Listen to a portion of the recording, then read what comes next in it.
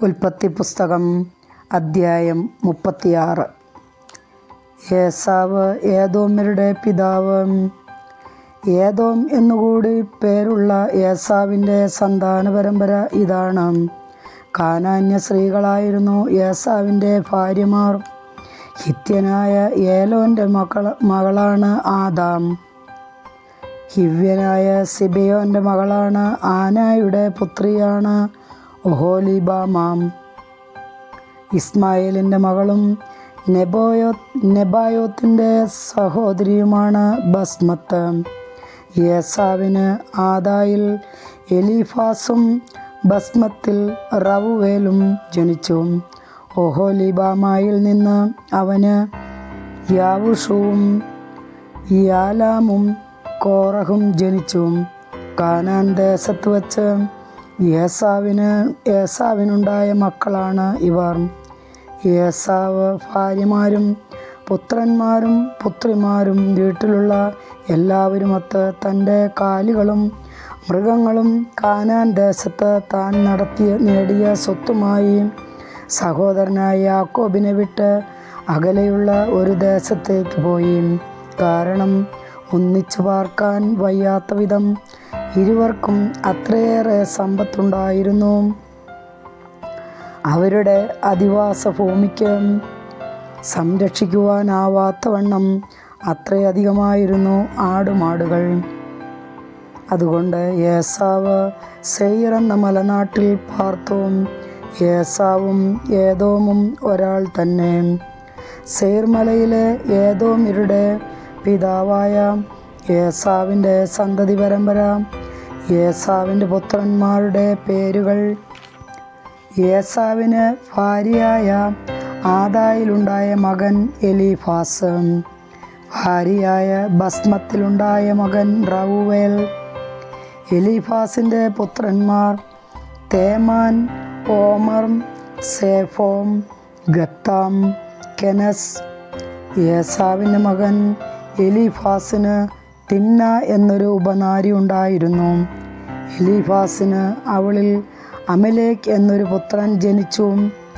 ഏസാവിന് ഭാര്യയായ ആദായിലുണ്ടായ സന്തതികളാണ് ഇവർ. റവുവേലിൻ്റെ പുത്രന്മാരാണ് നഹത്ത്, സേറഹ്, ഷമ്മ, മിസ്സാം എന്നിവർ.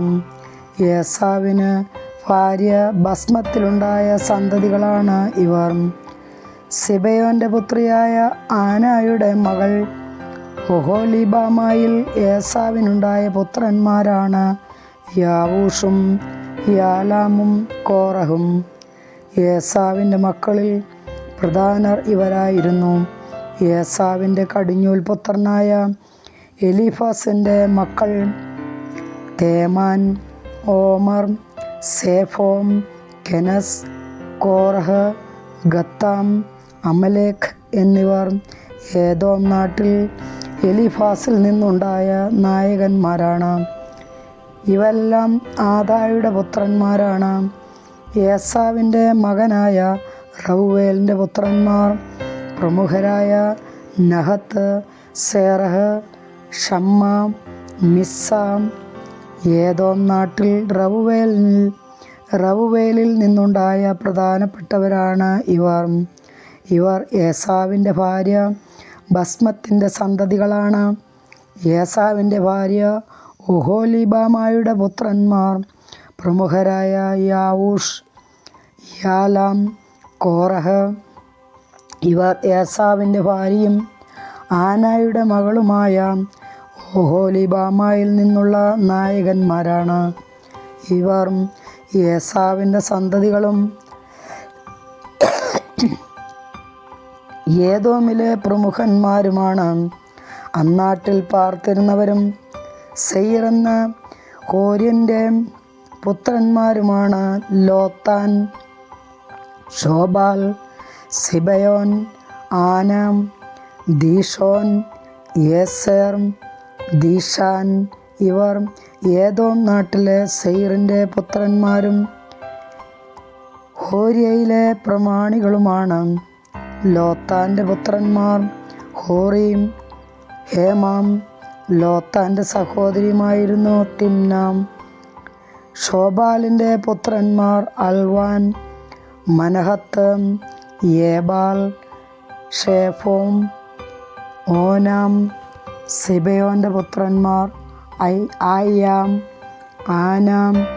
തൻ്റെ പിതാവായ സിബയോൻ്റെ കഴുതകളെ മേയ്ക്കുമ്പോൾ മരുഭൂമിയിൽ ചൂടുറവകൾ കണ്ടെത്തിയ ആന ഇവൻ തന്നെ ആണ്.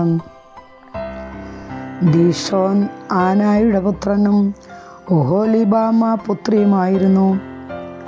ഹെംദാൻ, യഷ്ബാൻ, ഇത്രാൻ, കെറാൻ എന്നിവരായിരുന്നു ദീശോൻ്റെ പുത്രന്മാർ.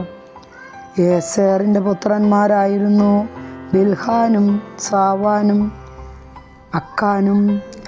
ദീശോൻ്റെ പുത്രന്മാരായിരുന്നു ഊസും ആരാനും. ഹോര്യരിലെ പ്രമുഖരായിരുന്നു ലോത്താൻ, ഷോബാൻ, സിബയോൻ, ആന എന്നിവർ. ദീശോൻ, ഏസേർ, ദീശാൻ എന്നിവർ സെയിർ നാട്ടിൽ ഹോര്യരിലെ പ്രമുഖരായിരുന്നു. ഇസ്രായേൽക്കാരുടെ ഇടയിൽ രാജ്യഭരണം ആരംഭിക്കുന്നതിനു മുമ്പ് ഏദോം നാട്ടിലെ ഭരണാധികാരികൾ ഇവരായിരുന്നു. ബെയോറിൻ്റെ മകനായ ബേലാം ഏദോമിൽ ഭരിച്ചു. അവൻ്റെ പട്ടണത്തിൻ്റെ പേര് ദിൻഹാബ എന്നായിരുന്നു. ബേല മരിച്ചപ്പോൾ ബൊസ്രയിലെ സേറഹിൻ്റെ മകനായ യോബാബ് രാജാവായി. യോബാബ് മരിച്ചപ്പോൾ തേമാന്യനായ ഹൂഷാം രാജാവായി. ഹൂഷാം മരിച്ചപ്പോൾ ബദാദിൻ്റെ പുത്രനായ ഹാദാദ് രാജാവായി. അവൻ മോവാബ് ദേശത്ത് വെച്ച് മിദിയാനെ തോൽപ്പിച്ചു. അവൻ്റെ പട്ടണത്തിൻ്റെ പേര് അവിദ് എന്നായിരുന്നു. ഹദാദ് മരിച്ചപ്പോൾ മസ്രേഖയിലെ സംല രാജാവായി. സംല മരിച്ചപ്പോൾ നദീതീരത്തുള്ള റഹോബോത്തിലെ സാവൂൾ രാജാവായി.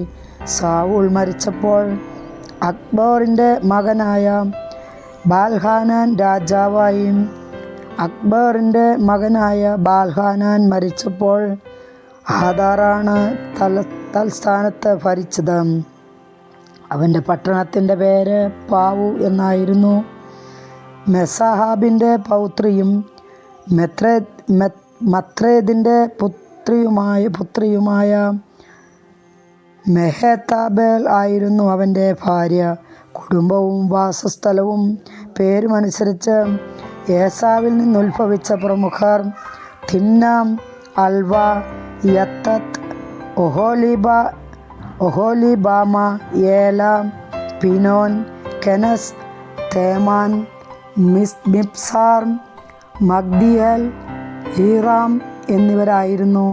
തങ്ങൾ കൈയടക്കിയ നാട്ടിലെ താമസ സ്ഥലമനുസരിച്ച് ഏദോംകാരുടെ പ്രമാണികൾ ഇവരായിരുന്നു. ഏസാവാണ് ഏദോംകാരുടെ പിതാവ്. കർത്താവിൻ്റെ വചനം.